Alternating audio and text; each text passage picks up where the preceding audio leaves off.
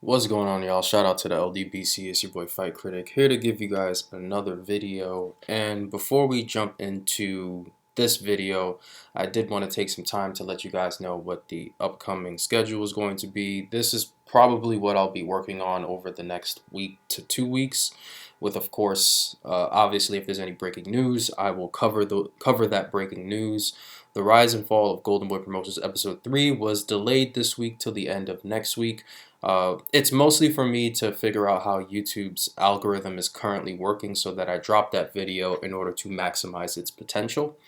So it's not a situation in which the video hasn't been, touched or it needs a lot of work. The video does not need a lot of work. It's just for me to time how well I should release it, considering it is episode 3. And I was really looking forward to getting a lot more of a reaction in terms of interacting from the episode 2 in comparison to episode 1, but it wasn't able to get the same type of interaction, so it's up to me to be very creative about how I go about it. And then, of course, this video is a video that I had pretty much in a list of videos that I was thinking about putting together. So I felt like this was the right time to do it. And I'm going to talk about what happened to the British boxing takeover of 2015, where essentially you had about double-digit world champions coming from the UK. And then ultimately after 2015, you saw a massive downtrend of those fighters losing their titles and losing key matchups. So I did want to talk about how they got to the point of 2015 and what led to it, and ultimately the sharp decline of the British boxing world champions following 2015. This will cover from 2013 to 2014, and then of course 2016 to 2017. And then for other ideas for the future in terms of videos that I'm looking to work on, I did want to touch on potentially going over the 1999 to 2001 extreme high-level title hunt that Felix Trinidad went on, where he went through essentially 3 divisions in that time span, picking up unified championships in 2 of them and fighting for an undisputed champion in 1 of them. For that type of fight, for those type of fights, for a fighter of Tito Trinidad's level in terms of how he hit his prime, that level of a 3-year run was absolutely amazing for any fighter to take, and it's still one of the best runs that we've seen for a champion in that time span in terms of a 3-year time span. I'm probably going to work on why Ryan Garcia versus Manny Pacquiao makes a lot of sense, given that Pacquiao has given up his WBA title, or you can say that he's been stripped of his title, given up, stripped. To me, they're all the same things personally, and why a fight versus Ryan Garcia makes a ton of sense given how desperate Golden Boy is to have an influx of cash, and Ryan Garcia is looking to make himself the face of the sport. And one last video that I'm looking at is why didn't Roy Jones stay at heavyweight? Now this video is going to be heavily opinionated because there's not much of a concrete list of reasons as to why Jones didn't stay at heavyweight, but ultimately Roy Jones leaving heavyweight started the eventual downfall of his career. I'm going to talk about what the heavyweight division looked like at that time and what fights that Roy Jones should have considered, didn't consider, or fights that he was not able to get due to the opponent not being willing to fight him. But let's jump into the real reason why we're here, and which is the 3 reasons why Canelo Alvarez should fight Caleb Plant on September 18th of 2021 of this year. Now, last night, Caleb Plant dominated and beat Caleb Truax across 12 rounds, defending his IBF Super Middleweight Championship. Now, Caleb Truax has never been the type of opponent where most guys would consider it to be a high-level type of fight. And that's not a knock on Caleb Truax. This is just me taking a look at the types of fights that he's gotten at this level. And in most of these situations, Truax tends to be a very durable opponent who is placed in there for champions who are looking to either stay busy or champions who are relatively early in their title defenses who are looking to get the opportunity to get in a couple different defenses. So, because of those reasons, Truax finds himself in a very good position in often situations fighting guys who are considered to be world champions or guys who are on the way to being world champions. And now, of course, this includes fights against Caleb Plant, of course, but also he's fought Danny Jacobs, and he had two really interesting fights against James DeGale, which one of them was an upset win for him when he actually won a world title. So for Truax, he's always managed to remain a guy who's always been durable and busy, and he'll keep getting these types of fights as long as he continues his boxing career and he continues to keep himself at the top of the rankings. But for Caleb Plant, this was just another fight for him to get in some rounds, especially during this type of atmosphere where you can't really have a great idea as far as how you're going to schedule fights. So for a fighter like Caleb Plant, it was mostly him taking the opportunity to stay busy and, of course, fight an opponent where we all kind of knew the outcome, but at the same time, it's also an opponent who has spent a large portion of his years as a fighter who has been fighting these types of fights. But we have to look at, what's next for Caleb Plant. And honestly, it should be Canelo Alvarez. Granted, Canelo Alvarez has two fights that are set. He's got the fight against Anvil Yildirim, which is in the end of February. And then, of course, he has the fight against Billy Joe Saunders, which will more than likely land on Cinco de Mayo weekend. But we also have to ask ourselves, well, why should Caleb Plant get this type of fight? So let's go through my three reasons why he should get the fight. Reason number one, undisputed. And for the super middleweight division, it needs it. The super middleweight division has never had an undisputed champion, believe it or not. And the closest guy to get to it was Joe Calzaghe. Now, Joe Calzaghe defeated Mikkel Kessler for the WBA, WBC, and also retaining his WBO titles back in November 3rd of 2007. However, the IBF champion was Lucien Bute.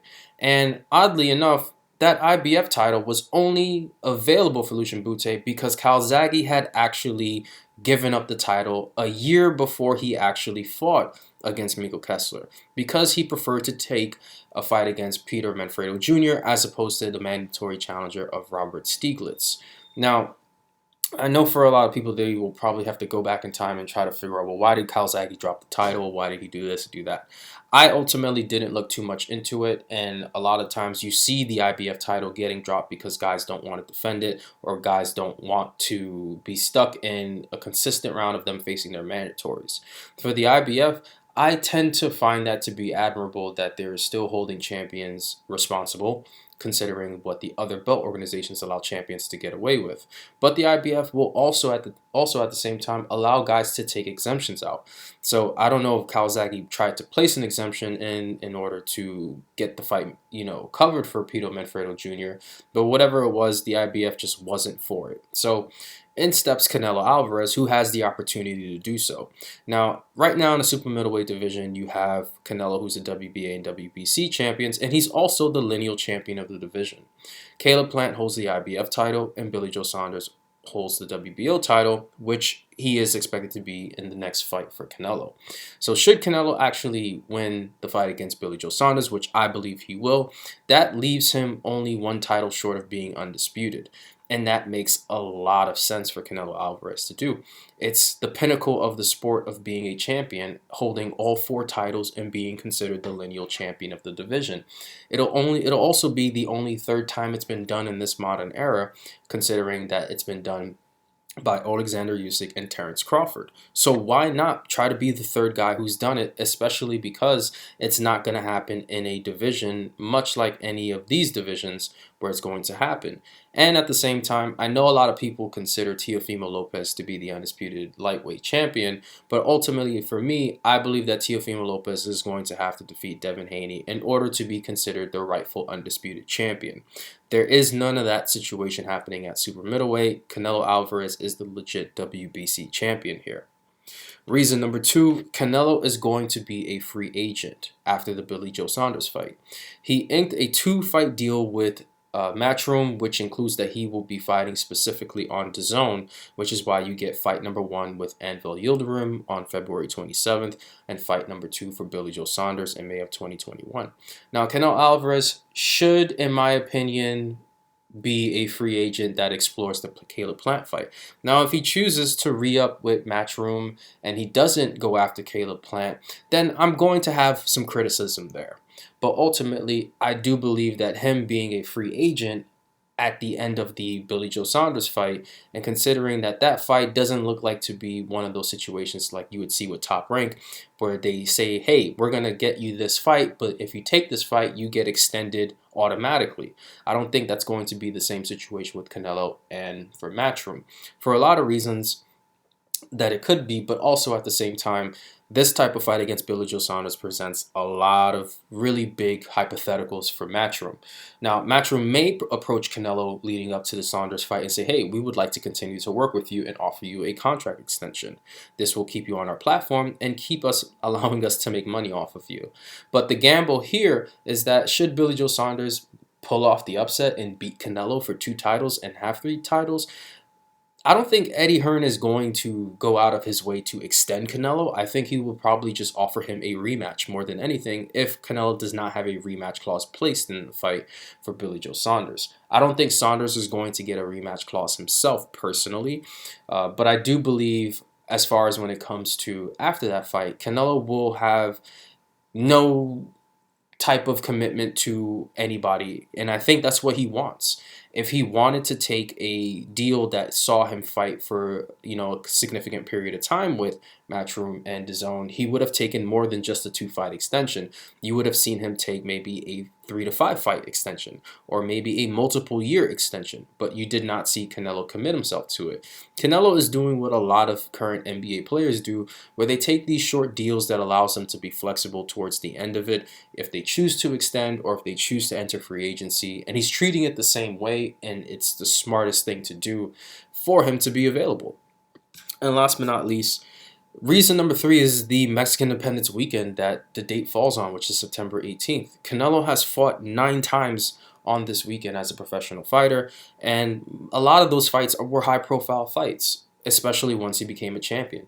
Now, granted, these fighters are ranked from the earliest time to the most recent time to the earliest time. So Gennady Golovkin fighting him twice was the last 2 times Canelo fought on this weekend. He's also fought Liam Smith, Floyd Mayweather, Josesito Lopez, Alfonso Gomez, and Carlos Baldomir. Now, the big reason why I listed these fights here, and the reason why I wanted to have these fights scheduled in this order, is mostly to show you that Canelo Alvarez doesn't look like he needs the quote-unquote right opponent for September. Now, granted, fighting Gennady Golovkin twice is the most perfect and ideal situations. Fighting Floyd Mayweather in a fight that is one of the richest fights of all time, perfect situation. But fighting guys like Liam Smith, Josesito Lopez, Alfonso Gomez, and Carlos Baldomir, those fights, not really what you would call comparable to Gennady Golovkin and Floyd Mayweather, especially the Liam Smith fight is very telling.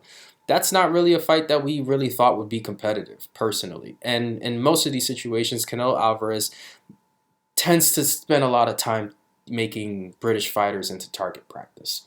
So, yes, a fight versus Caleb Plant falls into the lines of a Liam Smith, a Josesito Lopez, Alfonso Gomez, and Carlos Baldomir, and it makes a ton of sense.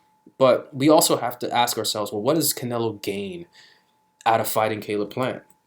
And there's a lot. He accomplishes a lot. And if he does go ahead and get the potential win versus Caleb Plant on September 18th of 2021, he would be fulfilling a date that is heavily sought after. And for Canelo Alvarez, that means that once he takes that date, nobody else is probably going to try to compete with him in terms of boxing. Now, you will see guys who will schedule fights along the times that you would be going into, getting a fight versus Canelo Alvarez. And I do need to put one more reason down here. There we go. So, not only does Canelo fulfill a fight date that is heavily sought after, thus freezing out everybody else, but it makes everybody else adjust their calendars to create fights that lead into it. It also means, and the reason that I forgot here that I placed into it, as he gets to be on pay-per-view. PBC has shown no hesitation to take a high-profile fight, put it on pay-per-view, so that this way they can maximize their earnings. And for Canelo Alvarez, he has shown that while the zone streaming model has been something that has been very, very inconsistent, he has no desires to be on that model, and he wants them to create a premium experience for him, which they did, creating a very pay-per-view like subscription, which essentially allows them to basically package the zone in a large amount of money for it up front, with the expectation that it gives you additional time on the back end. However, if he were to fight Caleb Plant on a pay-per-view, it'll more than likely be a Fox pay-per-view, which in my opinion is a much larger platform in comparison to DAZN. It is a primetime channel with a primetime premium pay-per-view slot, and for the majority of the Fox pay-per-views that we have seen so far on PBC, that tends to be the benchmark right now as the premier model. Now, could Canelo try to get other broadcasters involved? Absolutely, but I don't foresee PBC having to work with another outlet in order to put this pay-per-view on, unless it's somebody like an ESPN. But I don't think Canelo Alvarez is going to jump over to ESPN in a heartbeat, given that they don't have much for him around these specific divisions, unless he were to get a fight against Artur Beterbiev, who is under Top Rank. But the Fox pay-per-view is something that should definitely entice him to take the Caleb Plant fight. And another point is, it continues a trend of fighting on Mexican Independence Weekend, something that Canelo Alvarez takes super important. He's had to miss some of these dates because of injuries in the past and suspensions, so he wants to maximize these dates as much as possible. He's also going to have no strings attached following a projected wins versus Yildirim and Saunders. PBC has not shown the ability to try to cave fighters into taking deals that sees them stuck with the promotional banner. And I say promotional banner because we all know PBC doesn't operate as a promoter, but they have a series of promoters underneath their banner that go in and they make the events. Now, it doesn't mean that Canelo has to sign a deal with Warriors Boxing, or it doesn't have to, or he has to sign a deal with Mayweather Promotions. Canelo can just have Canelo Promotions and just do a deal with PBC for one fight. We've seen this happen. If he wants to take a multiple fight deal, he can. If he wants to walk away from PBC after the fight, we've seen plenty of fighters take short-term fights against PBC fighters on their platform, and then they just go elsewhere. It's something that happens very, very frequently, and PBC has shown the ability to not only respect the fighter's ability to fulfill specific times for them, but they haven't forced fighters to honor certain verbiage. They mostly work in what's on paper and making sure fighters honor what's on paper, but they don't hold up their careers. He will also be fighting 3 times a year, which is something that we don't see too much in the sport. And while a lot of people tend to spend a lot of time applauding fighters for staying busy and being active, ultimately I have grown over the years not to pretty much care as much as a guy's activity, mostly because I'm not giving you any more credit for the things that you should be doing. That's just how I feel about it. But fighting 3 times a year is something that should be at least a point of giving guys, especially guys like Canelo, who in his spot, those guys probably wouldn't take 3 fights a year, some credit at least for being active and choosing to give fight fans a lot more fights. But the last 2 points here are extremely important because they matter a lot to Mexican boxing in general. He would become the first, and let's fix this. There we go. He would become the first ever fighter in the super middleweight history to become undisputed champion. The super middleweight division was only founded in 1967, so it's barely older than 50 years. And I know 50 years sounds a lot, but in boxing years, it's not when you compare it to the WBA, WBC, and even in some regards, the most recent belt organization, the WBO. But for a lot of these other organizations, the WBA goes back years, and the WBC was roughly founded not too much of a time before this division. So when you look at the history of the the super middleweight division in total, this used to be a division that had to hand out titles to guys to get them to fight at that specific weight, because you just went from middleweight to light heavyweight back in the day.